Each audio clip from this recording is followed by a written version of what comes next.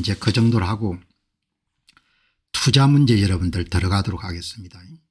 오늘 AI 거품론을 다루게 된 것은 시청자분이 한 분이 이 AI 거품론 때문에 투자를 내가 해야 되냐 말아야 되냐 고민이 많으니까 AI 거품론을 한번 다뤄줬으면 좋겠다. AI 거품 때문에 이제 주식시장이 지금 굉장히 민감하게 반응을 하죠. 주가가 많이 내렸습니다. 아시아에 아마 제가 확인 안 해봤습니다만 삼성전자나 SK 하이닉스도 많이 내렸을 겁니다. 여기에 새로 부각된 AI 버블론 두려움 때문에 아시아의 반도체 칩이 주식들이 많이 흔들리고 있다. 이렇게 여러분들 나오니까 이제 미국의 대표적인 반도체 부분 ETF 반에크 세미컨덕터 티커는 SMH 어마어마하게 내린 거죠. 그러니까 오늘 얼마나 내린지 모르겠네요. 이게 개장 전 거래가 3.5 내렸으니까 아마 장내 거래수도 내렸을 것 같습니다. 그다음에 이제 이 SMHX 이 패블레스 반도체 설계사 모은 것도 내렸으니까 혹시 여러분들 검색할 수 있으면 오늘 장내 두 개가 얼마나 내렸는지 보시기 바랍니다. 마이너스일 거죠. 엔비디아가 괜찮은 성적표를 발표한 이후에도 주가가 목요일 날 저녁에 장이 끝나고 난 다음에 엔비디아 분기 성과가 나오고 주가가 올랐다가 그 다음날 장이 열렸을 때 10시 뭐 한 50 몇 분인가부터 폭락하기 시작했지 않습니까? 한 분이 이야기를 했습니다. 목요일입니다. 목요일 시장 폭락은 전혀 말이 안 됩니다. 1조 5천억 달러가 증발해 버렸습니다. 오늘 단 하나의 부정적인 뉴스 헤드라인도 없었습니다. 정책적 놀라움도 없었고 경기 침체 경고도 없었고 관시나 나쁜 소식도 없었습니다. 이 정도로 매도세가 심한 것은 설명이 안 됩니다. 이렇게 한 분이 올렸는데 이거를 블룸버그의 에릭 발추너스 기자가 동조를 합니다. 전 동의합니다. 다른 것은 없습니다. 제 생각에는 모든 것이 너무 좋았고 모두 다 올타임 하이 사상 최고치와 함께 모든 게 다 좋았는데 왜 주식이 내렸는지 모르겠습니다. 어제 여러분들 목요일 날 일인 거죠. 오늘 여러분 시장이 어땠는지 모르겠네요. 오늘 시장은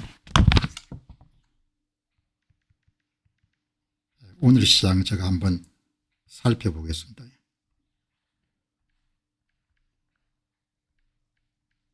오늘은 좀 올랐네요. 0.67 0.67하고 SMH가 0.67 올랐고 HMX가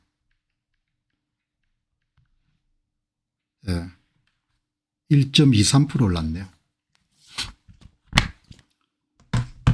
자, 이렇게 이제 지금 된 거거든요. 이게 엔비디아가 이제 어제 여러분들 폭락하게 된 것은 한번 여러분들이 알아둘 필요는 있을 것 같아요. 엔비디아 성과 발표 자료에서 사람은 찾아내지 못했는데 알고리즘이 찾아낸 겁니다. AI 거품론과 연계될 수 있는 특이사항을 사람은 여러분들 정확하게 찾아내지 못했는데 18시간 만에 여러분 AI가 야 이게 좀 이상하다. 엔비디아가 발표한 자료에서 특이사항을 6,100억 달러 사기를 탐지한 알고리즘 뭐 사기치려고 사기친 건 아닌데 좀 문제가 있는 그런 거를 찾아낸 겁니다. AI가 어마어마하네요. 2025년 11월 20일 엔비디아의 5,200억 달러 시가총액 폭락은 목요일입니다. 인간의 분석이나 부정적 뉴스 없이 자율 알고리즘이 초래한 사건입니다. 분기별 성과 보고서를 AI가 읽고 여러분들 거기에서 특이사항을 찾아낸 겁니다. 그리고 자동으로 뭐죠? 작동을 해가 여러분들 그냥 팔아제낀 겁니다. 인공지능은 엔비디아의 78페이지짜리 분기 보고서에서 매출 채권 증가, 재고 축적, 스팟 가격 하락이란 세 가지 회계적 이상 징후를 인간보다 몇 시간 더 빠르게 감지하고 바로 자동으로 이런 알고리즘이 매도 주문을 낸 겁니다. 그러니까 엔비디아의 젠슨 황이 주장했던 수요가 너무 많아가지고 공급이 못 따라온다. 그것과 다른 분기 성과 보고서 내용을 찾아낸 겁니다.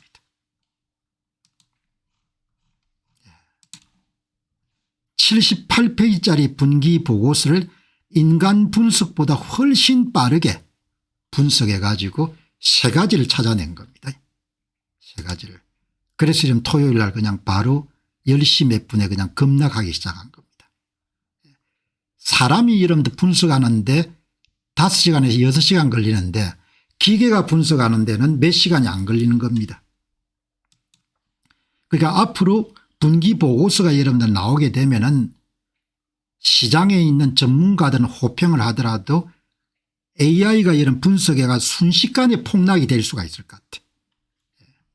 알고리즘이 감지한 세 가지 주요 이상 징후는 매출 채권 회수기간이 가서 물건을 공급했는데 판매자 대금을 여러분들 납부하는 것이 늦어지는 겁니다.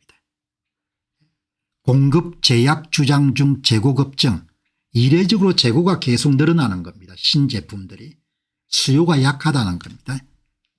수요가 강하면 이런 스팟 시장에서도 GPU가 엔비디아 GPU가 비싸게 팔려야 되는데 가격이 40% 정도 하락한 것을 기계가 찾아낸 겁니다. 기계가.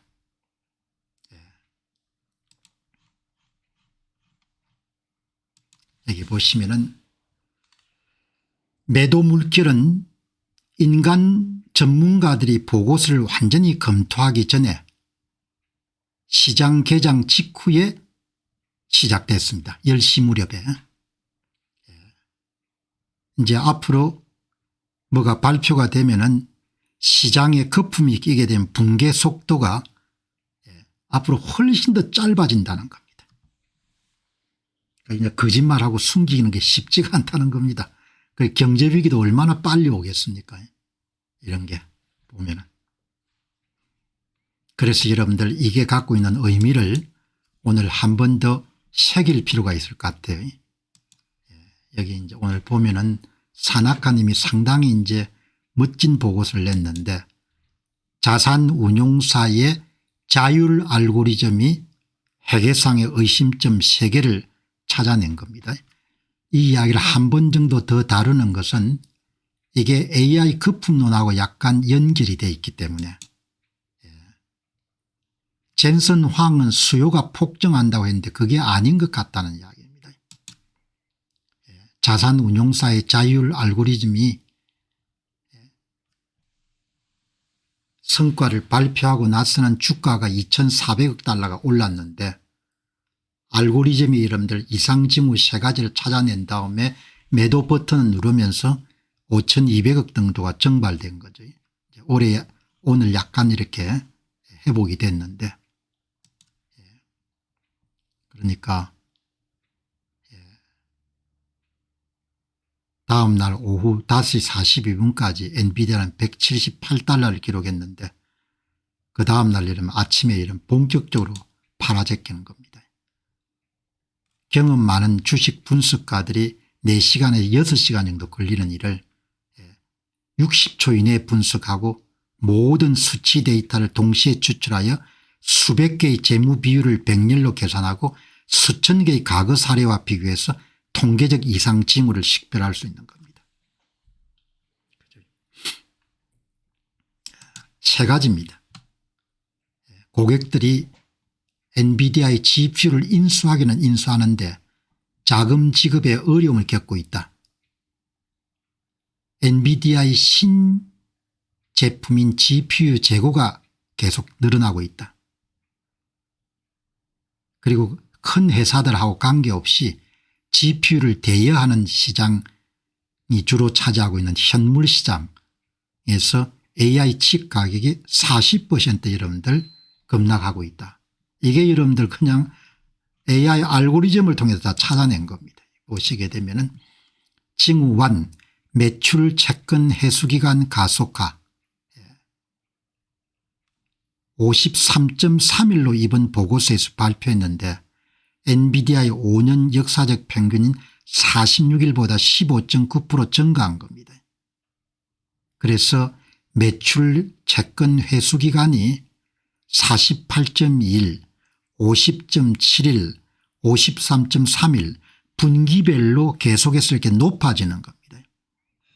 그것은 고객이 재정적으로 어려움을 겪고 있거나 엔비디아가 구매자에게 자금을 대출하는 그런 종류의 우회적인 그런 판매를 사용하고 있다. 이렇게 본 겁니다. 여러분 이걸 그냥 그대로 찾아낸 겁니다. 재고는 이전 분기 대비 32% 증가했는데 주요 신제품 출시 시기를 제외하고 엔비디아 기업 역사상 가장 빠른 분기 재고 증가율. 젠슨 황이 컨퍼런스 콜에서 수요가 공급을 크게 초과하고 있다는 주장하고는 맞지 않는 그런 데이터를 찾아낸 겁니다. 세 번째 보시죠. GPU 컴퓨팅 리소스를 대여하는 업체들의 제3자 스팟 시장이 호프 100 GPU 컴퓨팅 용량의 평균 스팟 가격이 40% 정도 하락하는 겁니다. 스팟 시장 가격의 40% 하락은 경영진이 주장하는 충족시킬 수 없는 수요 및 심각한 공급 제약과 같은 그런 주장이 맞지 않는다는 걸 뜻하는 거죠. 이걸 여러분 기계가 다 찾아낸 겁니다. AI 모델이. 결론적으로 저는 뭔고 하니까 수요가 약해지고 있다는 거죠. 수요가 공급을 앞두고 있다는 젠슨 황의 주장이 분기 보고서에 입증이 안 된 겁니다. 그러니까 최근에 이제 거론되고 있는 AI 거품론과 일맥상통한 그런 내용이니까 주가가 폭락을 한 거죠. 그죠? 자, 그럼 이제 오늘 그럼 여기 투자를 해야 될 거냐 말아야 될 거냐 뭐 아무도 정확하게 알 수는 없는 거죠.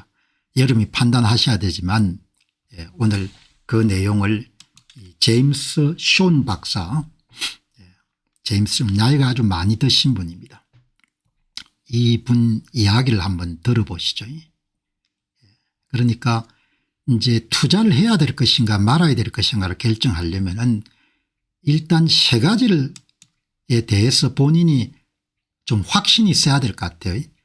AI 기술은 여타 기술과 달리 대단히 근본적인 기술인가. 두 번째는 AI 기술은 근본적 변화를 가져올 수 있는 그런 대단한 기술인가. 그리고 AI 기술은 사회 전 분야에 걸쳐 가지고 생산적 도약에 큰 역할을 담당할 것인가. 이 세 가지 질문에 대해서 긍정론이 있으면 소신을 갖고 계속 AI 관련 주식에 투자를 해야 되는 거죠. 근데 이런 부분에 대해서 별로 확신이 없다. 그렇게 하면 이제 조심을 해야 되고 그다음에 AI 거품론이 등장할 때마다 많이 흔들리는 거죠. 이제 아크 인베스트먼트를 운영하고 있는 캐시 우드는 목요일 날 많이 샀더구먼요. 본인은 가격이 떨어졌을 때 많이 샀더구먼요. 그거는 이제 본인이 그렇게 확신을 갖고 있으니까. 그죠? 자, 여러분들 저는 여기에 대해 상당히 긍정적이거든요. 저는 여기에 긍정적이기 때문에 미국의 반도체 섹터 ETF를 계속 사는 겁니다. 한 2년 정도 계속 사온 겁니다. 떨어지면 사고 떨어지면 사고 하는 거죠. AI는 1990년대 소프트웨어와 근본적으로 다릅니다. 이게 제임스 쇼 박사의 주장입니다. AI가 다르다는 겁니다. 본인이 볼 때는. 역사상 가장 큰 자본 지출 붐이 시작되고 있고 현재 시작 움직임은 초기 단계고 그리고 워렌 버핏이 구글에 투자하는 걸 보게 되면은 AI가 과대 광고가 되는 것은 아니다 이렇게 보는 겁니다. 그러니까 기본적으로 저는 AI를 자주 씁니다만은 근본적인 기술이라고 보고 어마어마한 변화를 가져올 것이고 다음번 미국 대통령 선거에서는 대졸 초입자나 시장에 처음 들어오는 사람들의 실업 문제가 가장 큰 대선 이슈가 될 거다 이렇게 생각하거든요. 그러면 이제 사야 되는 겁니다.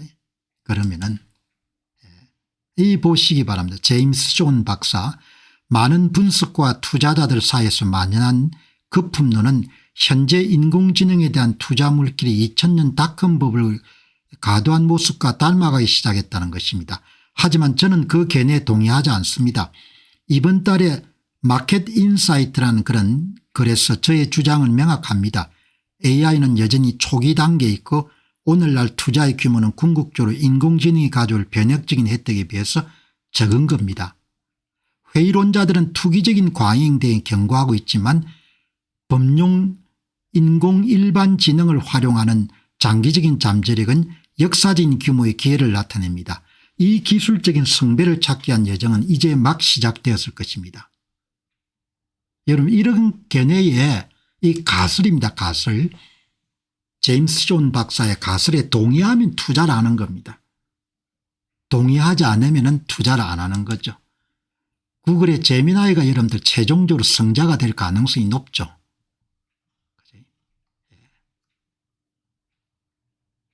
그렇지만 반대자도 항상 있습니다. AI 거품론을 옹호하는 사람. 지금은 구매하기 좋은 시기가 아닙니다. 지금은 밸류에이션이 너무 높습니다. 이분이 누군가 하니까 뉴욕 대학의 이 아스와스 다모다란 인도계 아마 미국인 교수 같네요. 이야기 들어보시기 바랍니다. 매그니피센트 세븐의 경우 그들이 자본 지출을 많이 할수록 저는 더 조심스러워집니다. 만약 그 주식들을 사려고 계획한다면 지금은 좋은 시기가 아닙니다. 제가 유일하게 사라고 말할 수 있는 주식은 애플입니다. 이들 중에 가장 조심스럽게 접근할 수 있는 주식이기 때문입니다. 저는 애플을 권하지 않겠거든요. 왜냐하면 이미 성숙기에 들어간 주식이고 뭐 그렇게 앞으로 큰 성장은 없을 거다 이렇게 생각하거든요. 차라리 구글을 택하겠죠. 구글이나 테슬라 주식을 사겠는데 그렇게 개별 주식을 여러분 권할 수 있는 제가 능력이 안 되기 때문에 뭐 다른 주식 분석가들처럼 마이크로소프트를 뭐 분석해서 권한다는 그런 일을 제가 안 하는 겁니다. 저는 알 수가 없죠. 그러니까 여러분들 여기에 제임스 존 박사가 NIU 교수 글을 읽고 이제 알았습니다. 미래에 투자하지 말고 주식이나 다시 사들이십시오. 이분은 야후나 림 주식을 오래 보유하고 있을 게 분명합니다. 현학적인 태도가 진짜 거품입니다. 이는 시장을 재편하고 진정한 경제적 가치를 이끌어내는 혁신의 힘으로부터 투자자들의 눈을 멀게 합니다. 강하게 이런 비판하는 거죠. 두 사람의 견해가 완전히 다른 겁니다. 그래서 오늘 방송을 보시는 분들한테 제가 산업분석가나 그렇지 않기 때문에 이 주식을 사라 제 주식을 사라 이런 이야기를 제가 그렇게 할 필요가 없습니다. 할 능력도 안 되고. 그죠?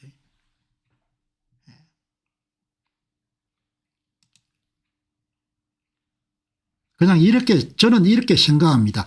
AI는 사회 전반의 근본적 변화를 가져올 것이다. 왜 내가 써보니까 이거는 뭐 완전히 세상을 뒤집겠구나 이런 생각이 드는 겁니다. 반도체 없는 AI가 없고 반도체 없는 미래가 없다. 그런데 나는 솔직히 누가 1등이 될지 잘 모르겠다. 엔비디아가 얼마나 앞으로 성장할지 잘 모르겠고 AMD가 어떻게 될지도 모르겠다. 그렇게 생각합니다. 내가 솔직하게 이야기하는 겁니다. AI는 근본적인 변화를 가져올 것 같다. 그런데 AI가 반도체 없이는 될 수 없고 반도체 없는 미래가 없고 반도체 없는 기술주도 없다. 그렇게 저는 생각합니다. 그래서 여러분들 뭘 이야기하는가 하니까 코베시레타가 이야기하지 않습니까? 뭐라고 하니까 예? AI 핵심에 대해 장기적인 확신론이 있으면은 시장 조정을 우량주를 저렴하게 살 수 있는 기회로 활용하시기 바랍니다. 이렇게 여러분들 코베시레타가 어제 장이 많이 빠졌으니까 어제 전부 다 여러분들 붉은색이었지 않습니까? 마이너스죠. 예. 그러니까 그런데 나는 여러분들 솔직하게 누가 1등이 될지 잘 모르겠다 이야기죠. 예. 저는 모르는 것을 안다고 이야기하고 싶지도 않고 예. 그렇게 이런 지적으로 오만하지도 않으니까 그래서 내가 하는 이야기 그거지 않습니까? 그냥 반도체 섹터를 투자해라. 내가 가장 많이 갖고 있는 여러분들 주식 가운데 하나입니다.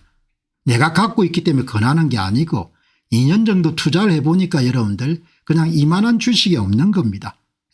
뭐가 여러분들 내려앉을지 나는 TSMC가 어떻게 될지 잘 모르겠고 테슬라가 오를지 내릴지 잘 모르겠는데 그냥 삼성전자 앞으로 얼마나 여러분들 올라갈지 모르겠고 SK 하이닉스 하늘로 날지는 모르겠다. 그냥 반도체 섹터에 투자해라 이야기죠.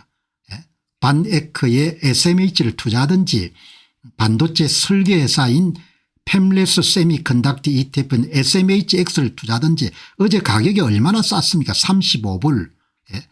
장 열리기 전에 여러분들 개장 전에는 35.11 오늘 조금 올라서 35불 후반경일 겁니다. 그래도 싼 겁니다. 그래도 그냥 이런 데 투자하는 겁니다. 아주 간단하게 반도체 없는 AI 없고 반도체 없는 기술주 없고 반도체 없는 미래 없다 이렇게 생각하는 겁니다. 그럼 여기 보시면 SMH가 엔비디아가 1등이고 그다음에 타이완 TSMC가 이러면 2등이지 않습니까? 한 26개 투자할 겁니다. 26개 투자 정도 하면 되는 겁니다. 500개 이렇게 투자할 필요가 없는 겁니다. 그다음에 SOXQ 이거는 좀 싸죠. 운용수수료가. 여기 보시게 되면 이렇게 여러분들 그냥 브로드컴이 앞으로 어떻게 뜰지도 모르겠는데 어떻든 간에 그냥 이렇게 여러분들 섹터 투자를 하면 되는 겁니다. 그다음 여러분들 여기에 SMHX, 엔비디아, 브로드컴 이렇게 하고 이런 편안하게 그냥 투자하는 겁니다. 엔비디아 주가가 올랐니 내렸니 전혀 알 바가 아니자면 세상 사는데 이런 며칠 살 거라고 맨날 마음 졸이고 그렇게 할 필요가 없지 않습니까? 여러분들 보시게 되면 이게 그대로 나오지 않습니까? SMH 이런 투자하게 되면 향후 10년은 25에서 30% 정도를 확보할 겁니다. 그럼 그게 워렌 버핏이 여러분들 평생 투자 수익률보다 높은 겁니다. 워렌 버핏 투자 수익률이 25%입니다. 미국의 반도체 섹터를 투자하게 되면 25%는 충분히 벌 수가 있는 겁니다. 그냥 이렇게 투자하고 여러분들 그냥 편안하게 투자를 하지 뭘 이렇게 엔비디아를 투자하고 이런 마이크로소프트 투자하고 알 수가 없는 거예요. 그래서 개별 주식 저는 여러분 다 매각 해버린 것에 대해서 후회가 별로 없는 겁니다. 맨날 여러분들 뭐 구글 여러분들 분기 발표되면 마음 졸이고 그렇게 할 필요가 없잖아요. 이렇게 편안하게 그냥 뭡니까? 여러분들 보시고 저는 SMH하고 SMHX ETF를 가장 많이 갖고 있습니다. 저축하는 것처럼 사모으는 거죠. 계속해서. 여러분이 참조하시면 좋겠습니다. 자, 투자한다고 생각하지 마시고 저축한다고 생각하시죠. 비트코인도 저축한다고 생각해서 모으시고 여기 SMHX도 여러분들 가격이 싸지 않습니까? 좀 30불대 후반 40불 되니까 그냥 저축한다고 한 주 두 주 이렇게 사모으는 겁니다. 그러면은 세상이 뒤집어지지 않는 최소 25%는 성장할 겁니다.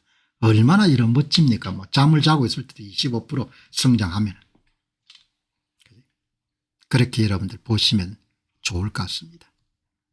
오늘 시장이 하도 많이 흔들리고 특히 비트코인 시장이나 암호화폐 가진 사람들이 요즘에 워낙 이렇게 그거 하기 때문에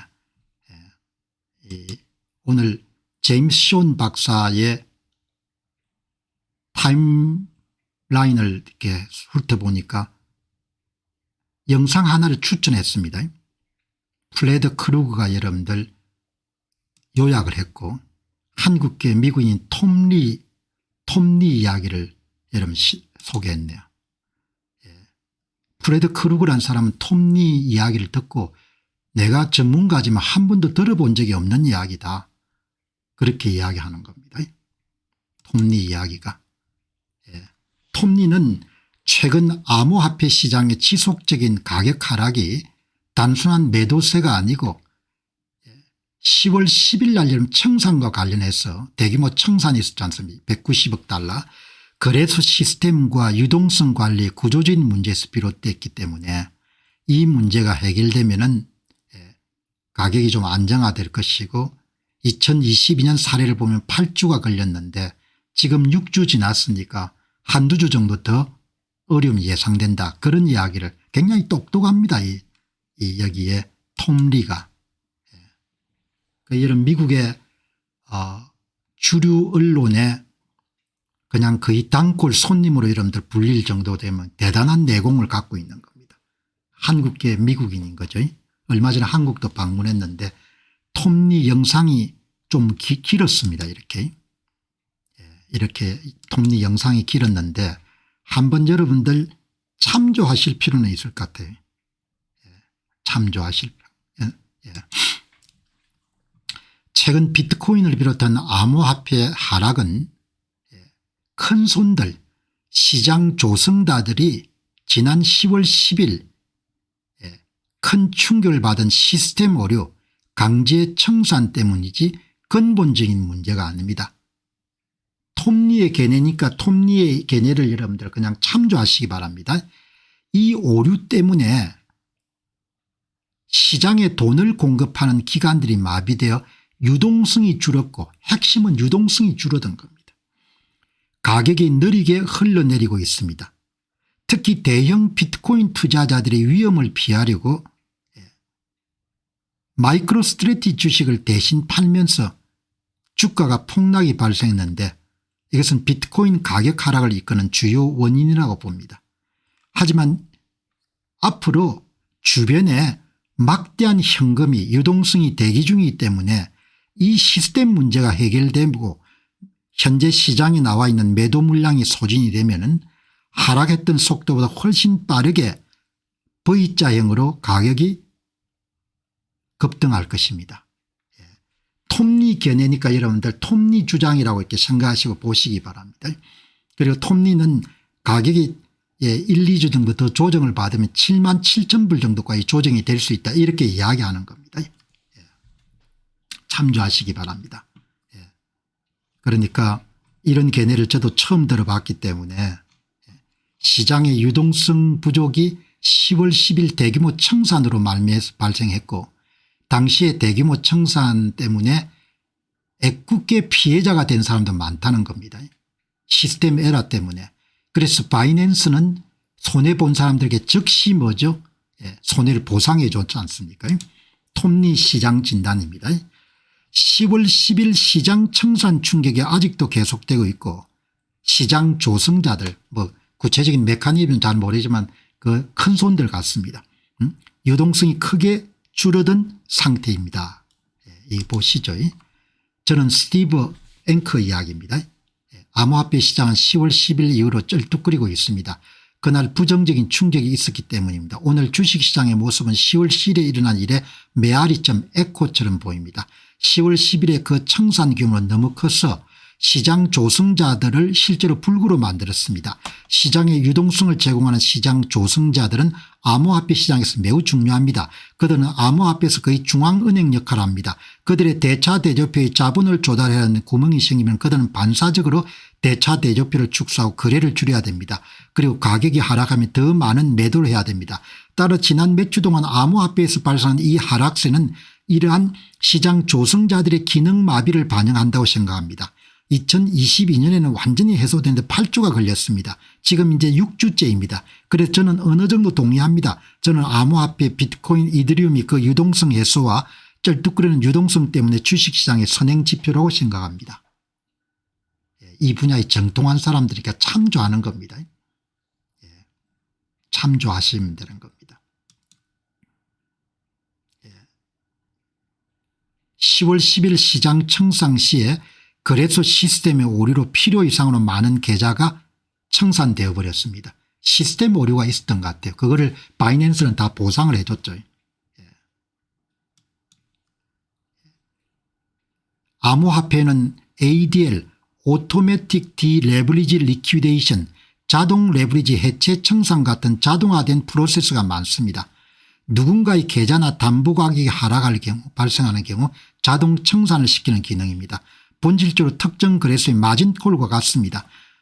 한 스테이블 코인의 가격이 다른 거래소와 달리 1달러가 아닌 65센트가 떨어졌습니다. 이것은 유동성 때문에 해당 거래소 내에서만 발생했지만 아마 이게 바이낸스 이야기를 하지 않느냐 생각하는데 이로 인해 많은 계좌의 ADL 자동 청산이 촉발됐습니다. 이 청산이 다른 거래소로 확산되면 불과 몇 분 전만 하더라도 수익이 났던 계좌들조차 너무 많이 청산되어 버렸습니다.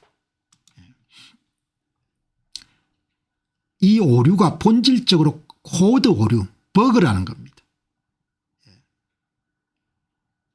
이로 인해 많은 시장 조성자와 트레이더들이 자본이 줄어들었습니다. 그래서 대차 대조표를 축소해야 되고 유동성이 현저하게 시장에 줄어든 겁니다. 이렇게 여러분들 보시면 좋을 것 같아요. 자, 톱니의 진단입니다. 2020년 대규모 청산 시에 회복에 8주가 걸렸습니다. 지금 우리는 6주째입니다. 더 내려가겠지만 회복 또한 더 빠를 것으로 봅니다. 긍정론을 피력하는 겁니다. 여기에 2022년도는 8주가 걸렸고 우리가 6주 동안 12만 5천 달러에서 8만 8천 달러까지 하락하는 고통을 겪고 있고 어쩌면 7만 7천 달러까지 내려갈 수 있다고 가정해 봅시다. 회복은 더 빠를 것입니다. 이것이 모든 암호화폐 하락에서 일어났던 일입니다. 그렇게 본인이 보는 겁니다. 보니까 참조를 하시면 좋을 것 같습니다. 마이크로스트래티지 가격 하락은 비트코인을 롱 포지션을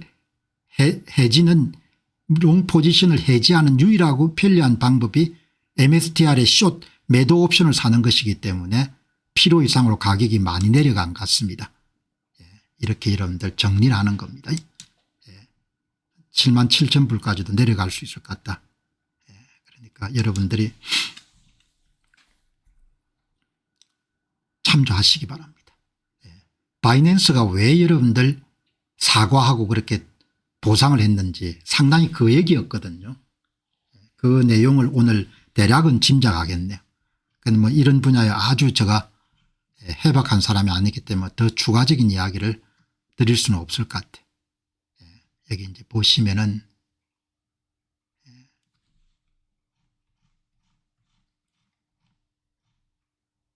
여기 보면 이제 여러분 한번 보시죠. 톱니 이렇게 오늘은 뭐 이런 8만 3천 불까지 빠지고 이렇게 된 겁니다. 이렇게 변동성이 너무 큰 상품이기 때문에 참 많이 하면 안 되는 겁니다. 비트코인이 4월 11일 이후 처음으로 8만 1,000달러 아래로 하락했습니다. 현재 46일 만에 고점 대비 36% 하락했습니다. 그리고 여러분들 롱 포지션을 유지했던 사람들이 또 돈을 잃었습니다. 4시간 만에 15억 달러 2조 원 이상의 레버리지 포지션이 청산됐습니다. 가격이 내려가는 상태에서 가격이 올라가려고 베팅한 사람들이 다 강제 청산이 된 거죠. 여기 이제 뜻은 차트에서 보듯이 가격이 수직으로 급락했기 때문에 2조 이상의 포지션은 비트코인 가격이 오를 것이라고 예상하고 레버리지를 사용한 롱 포지션이었습니다. 정확히는 8만 1천 달러의 포지션을 잡은 사람뿐만 아니고 그보다 훨씬 높은 가격의 포지션을 잡고 버티던 롱 포지션들이 8만 1천 달러는 특정 청산 가격에 도달하면서 최종적으로 강제 매도가 된 것입니다. 그리고 이런 대규모 청산은 시장에 대규모 매도 압력을 추가해서 가격을 더욱 급락시킵니다. 그리고 이것이 또 다른 롱 포지션의 청산을 유발하는 연쇄 청산 효과를 만들어내게 됩니다. 이것이 바로 톱니가 언급했던 유동성 위기의 극단적인 발현입니다.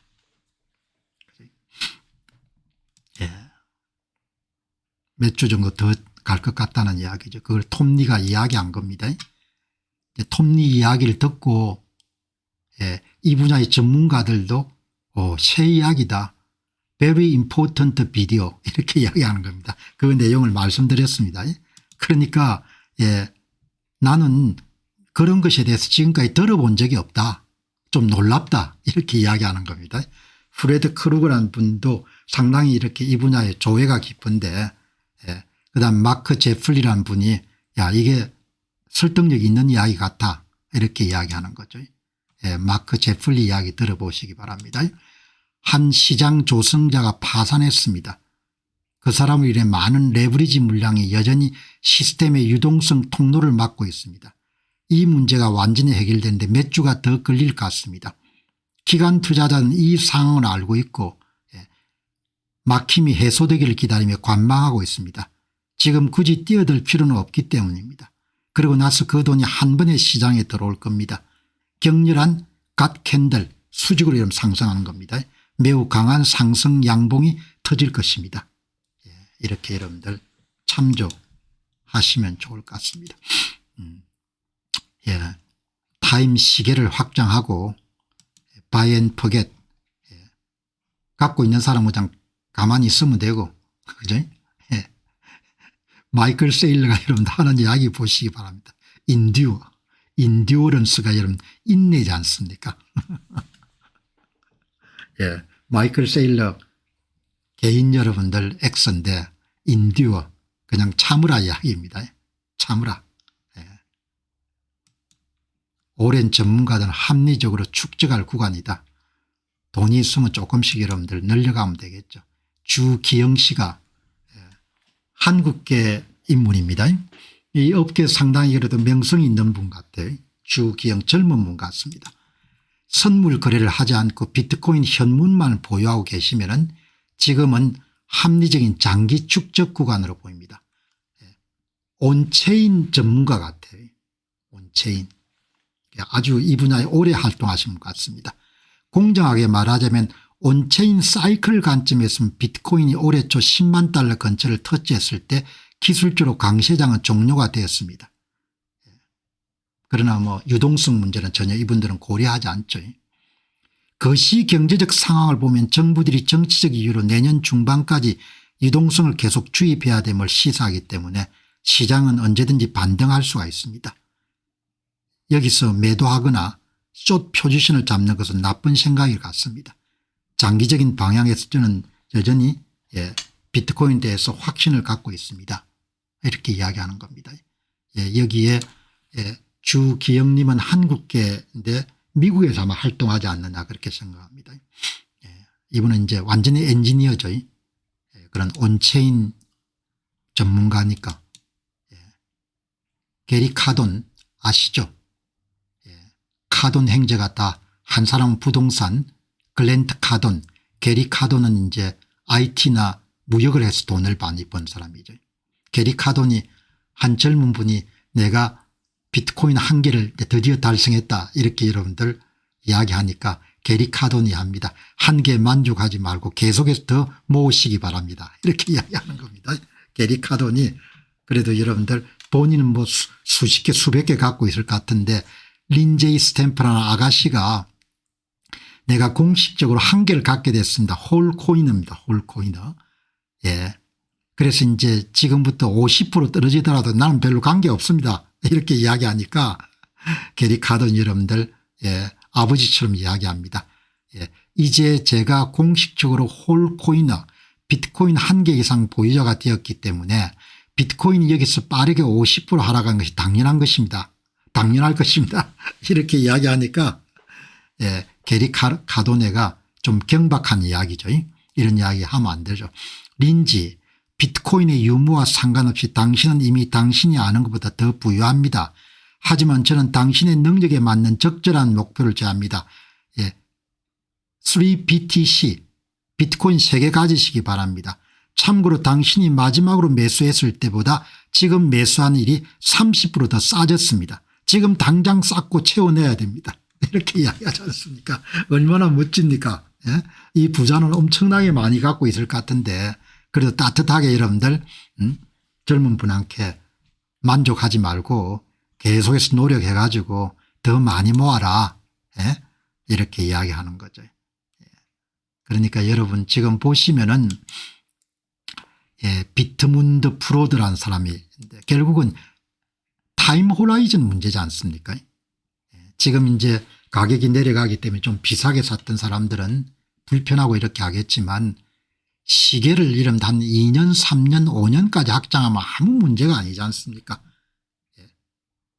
단기 시간 선호자하고 장기 시간 선호자 여기 보시기 바랍니다. 이게 장기 보유자는 현저하게 이런 높아지지 않습니까? 장기 보유자들이.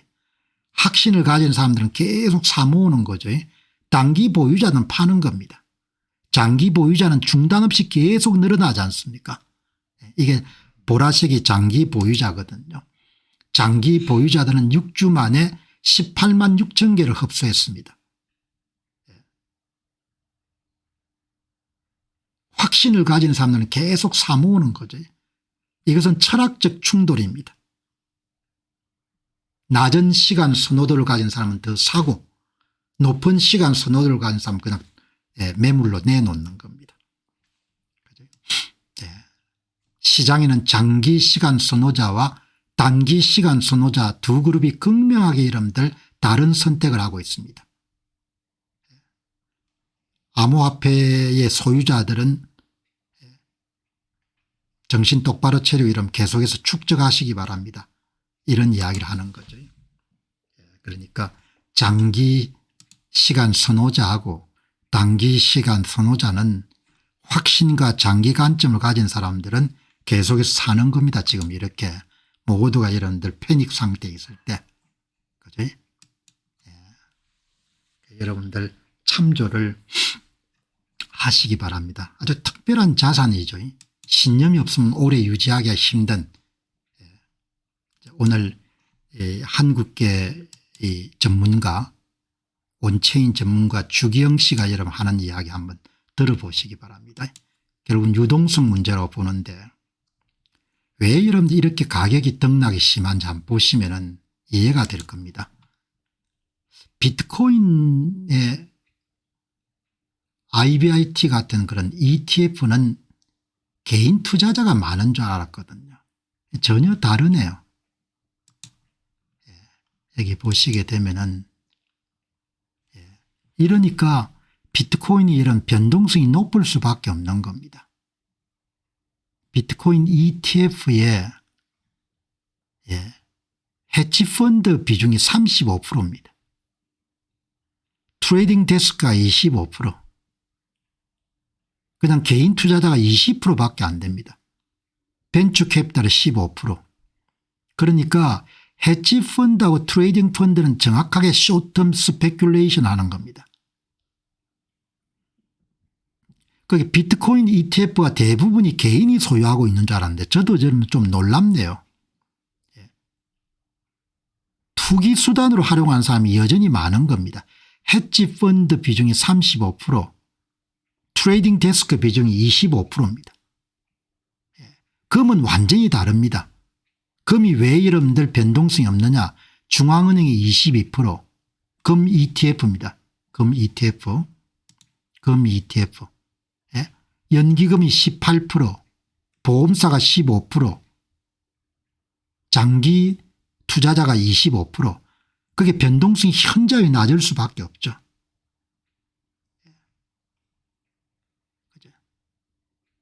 비트코인 ETF는 60%나 되는 겁니다. 60%가.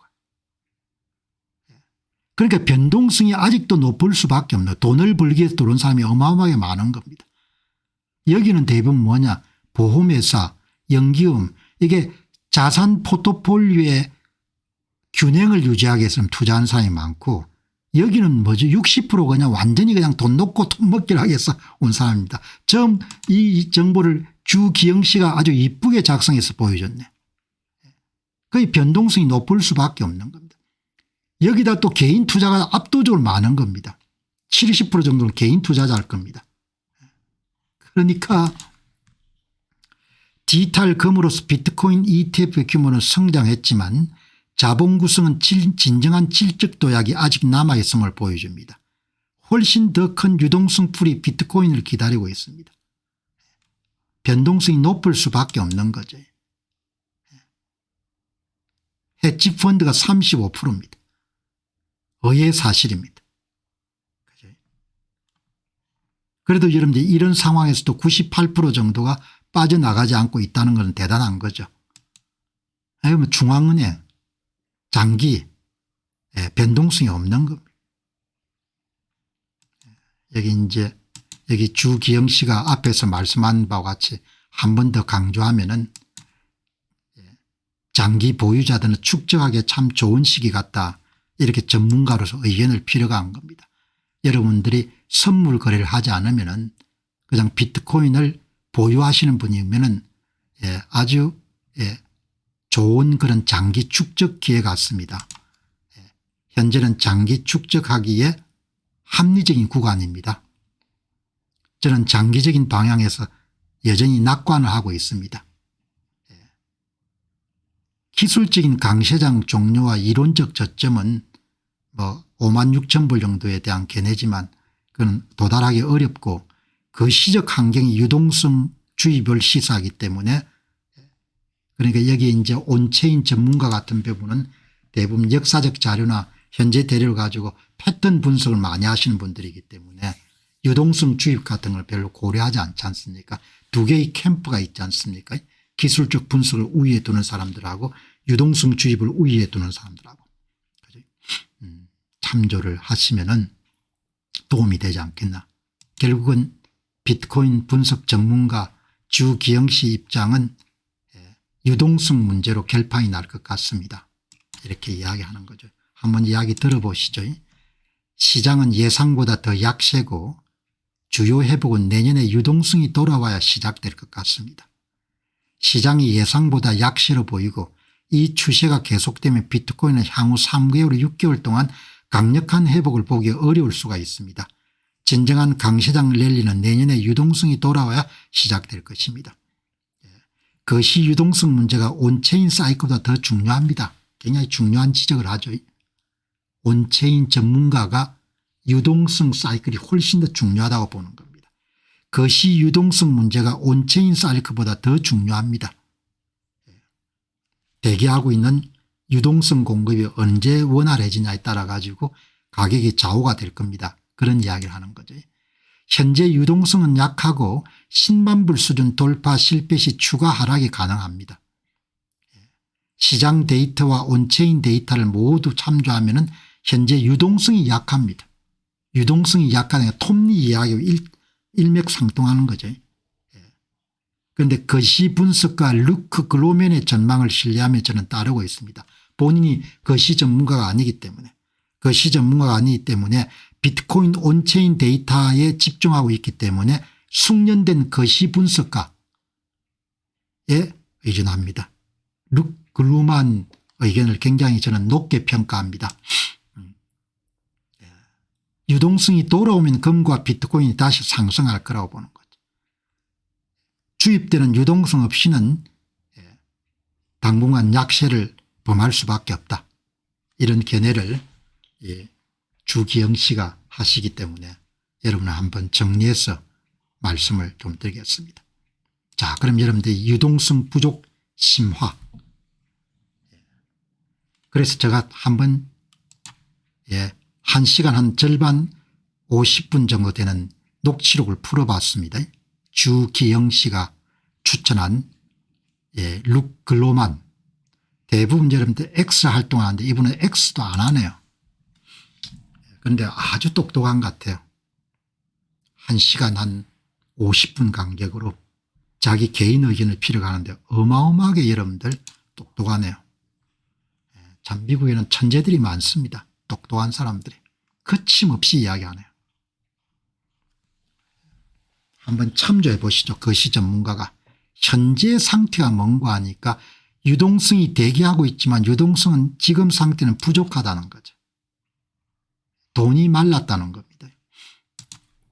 현재 미국 유동성 공급 부족 시작되는 여러 복합적인 요인들로 인한 건데 주로 재정 지출 압박하고 국채 발행 구조가 변했기 때문에 이런 돈 공급이 굉장히 어려운 상태라는 겁니다.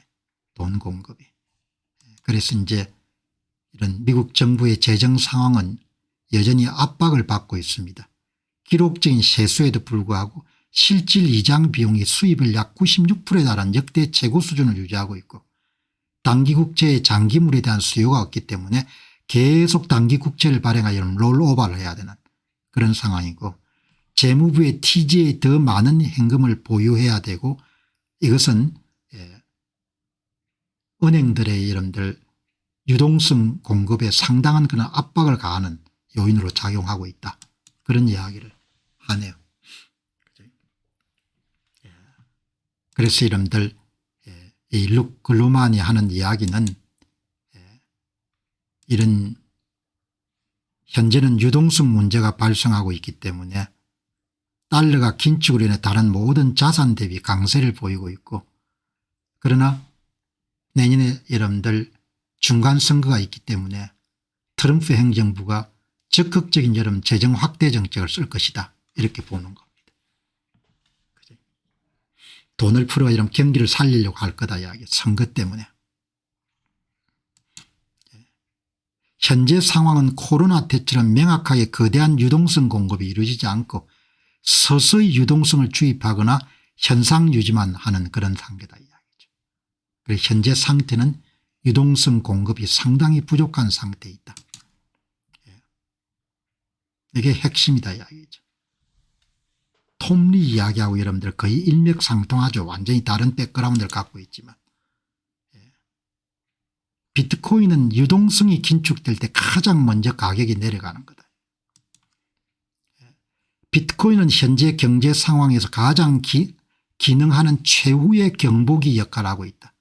시장 전반에 유동성 부족 문제가 이런 가시화되게 되면 가장 먼저 타격을 받는 것이 비트코인이라는 거죠.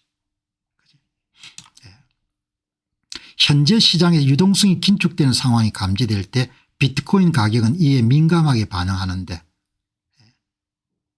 가장 여러분들 그 유동성 부족으로 인해 가지고 비트코인 가격이나 이런 부분들이 가장 먼저 타격을 받는 것 같다. 그게 이분 이야기입니다. 이제 이분 이야기는 장기적으로 비트코인이 모든 자산을 능가하겠지만 향후 3개월 6개월 동안 달러 유동성이 마르면은 비트코인은 달러 대비 하락하고 유동성 확보를 위해서 인출되고 있을 가능성이 높습니다. 그 전문을 여러분 한번 찾아보니까 전문을 찾아보니까 아시다시피 저는 하드코어 비트코인 지지자입니다. 저는 장기적인 관점 예를 들어 5년 10년으로 보면 비트코인이 다른 모든 것보다 더 나은 성과를 낼 것이라 생각합니다. 하지만 특히 향후 3개월 6개월 이내 시장에서 달러 유동성이 정말로 고갈된다면 그러면 비트코인이 매도세가 우세할 것으로 봅니다. 그렇게 예상을 하는 겁니다. 자, 그래서 이제 앞으로 6개월 동안은 기술주와 똑같은 그런 위험 자산의 궤적을 그리게 될 것이다.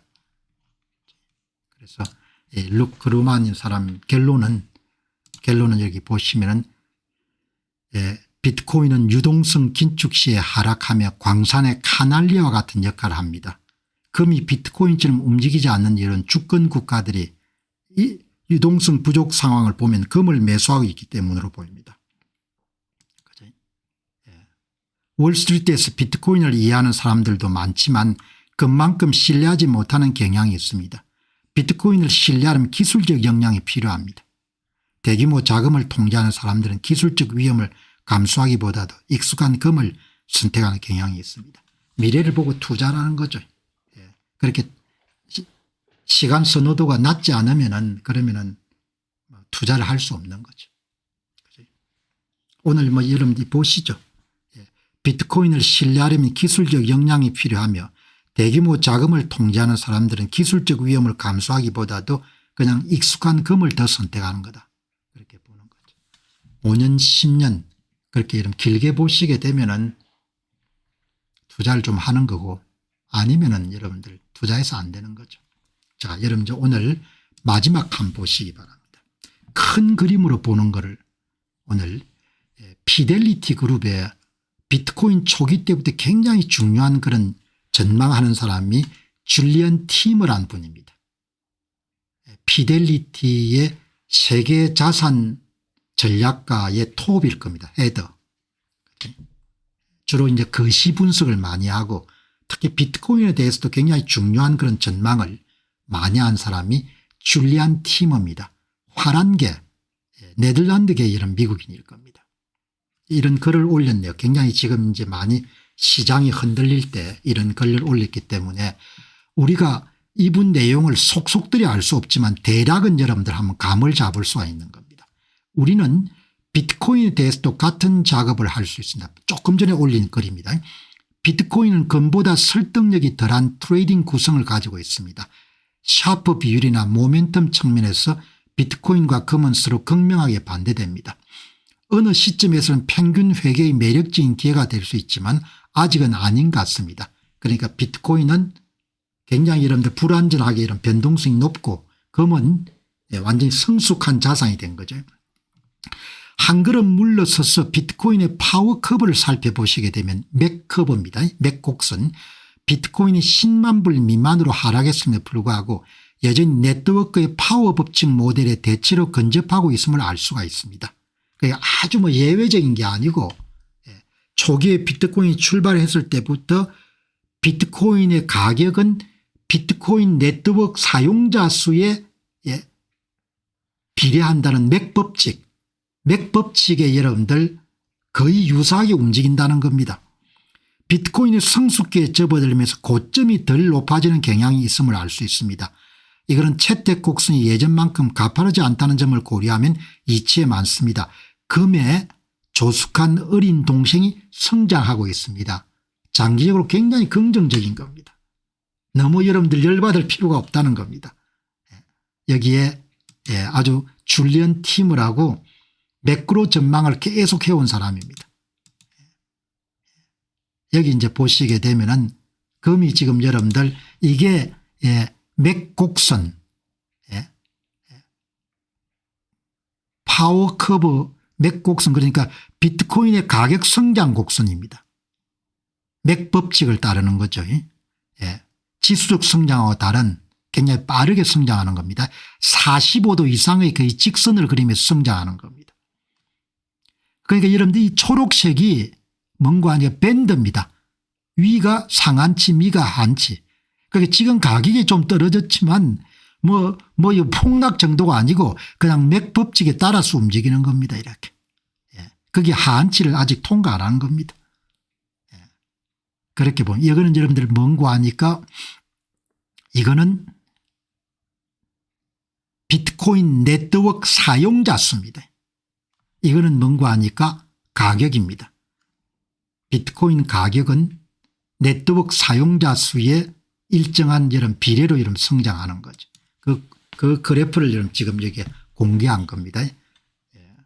이렇게 이런 가격이 많이 흔들릴 때 이 모델은 비트코인 가격과 비트코인 사용자 수를 기반으로 장기적인 가격 궤적을 예측하는 데 사용됩니다. 비트코인 가격이 최근 10만 불 아래로 하락했음에도 불구하고 장기적인 성장 모델의 궤적을 대체로 따르고 있음을 긍정적으로 평가합니다. 아주 예외적인 게 아니란 겁니다. 비트코인이 성숙기로 접어들면서 과거에 급격했던 사이클 고점이 이전만큼 가파르게 치솟지 않는 경향이 있습니다. 그러니까 옛날에 여러분들 이게 피크를 막 쳤는데 이게 좀 줄어드는 경향이 있다는 거죠. 그러나 맥커브를 그리는 겁니다. 최소 29% 정도 성장하는 겁니다. 매년 연평균 장기적으로 보게 되면. 그죠? 자, 비트코인이 디지털 금으로서 금에 비교되는 자산이기는 하지만 아직은 성숙하고 안정된 금에 비해서 변동성이 크고 역동적인 조숙한 어린 동생에 담겨 있고 꾸준히 성장하고 있다는 장기적인 긍정론을 유지하고 있습니다. 이분은 여러분들 오랫동안 이 문제를 중요할 때마다 여러분들이 이렇게 그걸 했는데 여기 보시면은 파워 법칙, 맥 법칙 장기적으로 그 궤적을 계속 따라서 움직이는 겁니다. 실제 시가총액선이 하늘색의 파워 법칙 영역대에서 꾸준히 움직여 왔습니다. 비트코인 가격이 투기보다는 네트워크 사용자 수에 장기적으로 비례해서 커지고 있다. 그렇게 보시면 되겠네요. 그죠? 자, 여러분들 오늘 아주 대가죠, 대가 이 분야에. 그러니까 장기적으로 한 29% 정도 성장은 무난할 거다 이렇게 보니까 여러분들이 보시고 참조하시고, 그러니까 반도체하고 여러분 보시면은 이렇게 ETF는 반도체하고 S&P 500 추종하는 것 중에서 여러분들 그렇게 해서 또 모으시고 저축수단으로서 조금씩 이렇게 사서 모으는 것도 괜찮을 것 같다 이렇게 생각하니까 오늘 내용을 다 보시고, 특히 이제 기술주에 기반을 둔 AI 거품론에 대해서 오늘 제가 입장을 다 정리해서 말씀드렸으니까 잘 참조하셔 가지고 결정 내리시면 되겠는데. 자, 여러분 오늘 방송 마무리하고 또 내일 새 주제 준비해서 여러분 찾아뵙도록 그렇게 하겠습니다. 좋은 시간 되시기 바랍니다. 감사합니다.